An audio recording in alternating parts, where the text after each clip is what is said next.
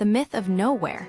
Why every place is full of wonder. Two friends recently texted me from different locations, asking where I was. When I replied that I was in western Nebraska, their responses were identical. So you're in the middle of nowhere. I paused. I had just flown into Denver and taken a 9-seater plane to Alliance, a tiny town with a tiny airport.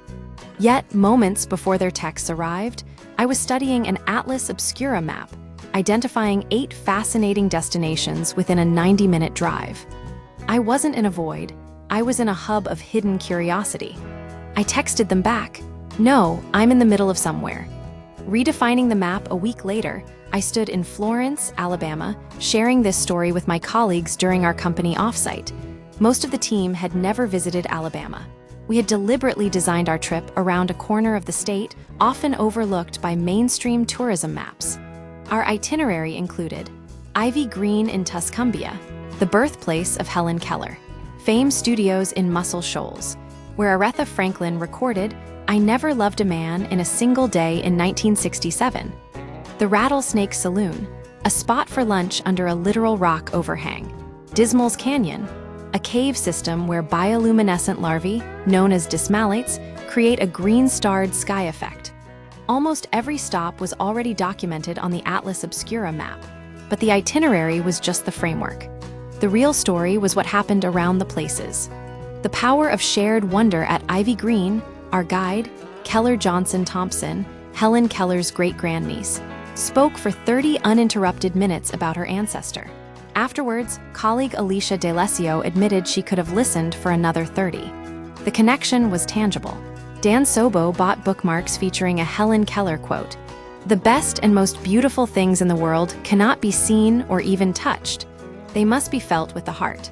He quoted it back to us the next morning on a long bus ride, completely unself-conscious and deeply moved. The magic wasn't just in the history, it was in the shared experience. At Dismal's Canyon, guide Kevin Cheek led us through total darkness into a narrow rock slot, squeezing through one by one, holding hands. Above us, the glowworms hung like a green galaxy. Before we entered, Kevin asked the fairies for permission. I'm not sure if he was joking. It didn't matter. The ritual deepened the sense of place. Jacqueline Blackwell, a local from Florence who had visited these sites hundreds of times, saw her own town through 14 pairs of new eyes. She discovered experiences she had never tried before. Holland Thigpen called her parents from the airport to recount the trip. They are now planning the same itinerary. Sam O'Brien began formulating her own travel quests. Daniel McDermott left feeling almost giddy. Sarah Ewell noted that the conversations we had on the buses and over slow lunches, conversations that evolved from standing next to each other in a glowworm cave to sharing personal family stories, could never have happened on Zoom. The companion to wonder in her 1965 book, The Sense of Wonder, Rachel Carson argued that children meet the world with a freshness that adults often train themselves out of. She suggested that the way to recover this sense is to find a companion, not a teacher, but someone who hasn't lost the habit of asking, "What's that?" The companion's only job is to keep asking. This is exactly what we do at Atlas Obscura. This is what Kevin did for us at Dismal's Canyon. This is what Keller did at Ivy Green. This is what Jacqueline did for us in her hometown. It was this infectious passion for wonder that turned a bus ride into a space for connection. 2 friends told me I was in the middle of nowhere because they were operating on an ordinary map. We reject that map.